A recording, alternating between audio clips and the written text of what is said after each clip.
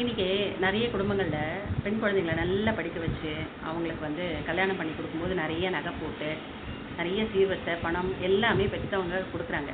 ஆனா, ஏதோ ஒரு சந்தர்ப்ப சூழ்நிலையில கணவனுக்கும் மனைவிக்கும் கருத்து வேறுபாடு, இல்ல குடும்ப சூழ்நிலை காரணமா அந்த நகை, பணம் எல்லாமே செலவாயிடுது.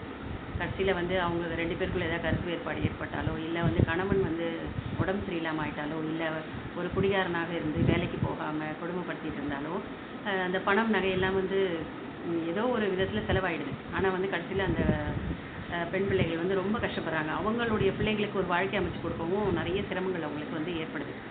அதனால கல்யாணத்தின் போதே எல்லாமே பெண் பிள்ளைகளுக்கு கொடுத்துடாம, அவங்களுக்கு மாசந்தோறும் அவங்களோட ஆயுட்காலம் முழுசும் மாசந்தோறும் அவங்களுக்கு ஒரு இன்கம் வர மாதிரி பெற்றவங்க பண்ணி கொடுக்கலாம்.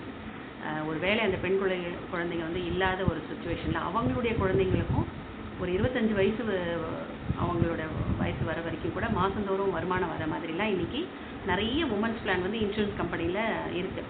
ஸோ இதை பற்றி நீங்கள் என்ன நினைக்கிறீங்க? இல்லை வேறு மாற்று கருத்துக்கள் உங்ககிட்ட இருக்கா? வேறு என்னென்ன பிளான்லாம் பண்ணலாம் அப்படிங்கிறத கமெண்ட்டில் சொல்லலாமா?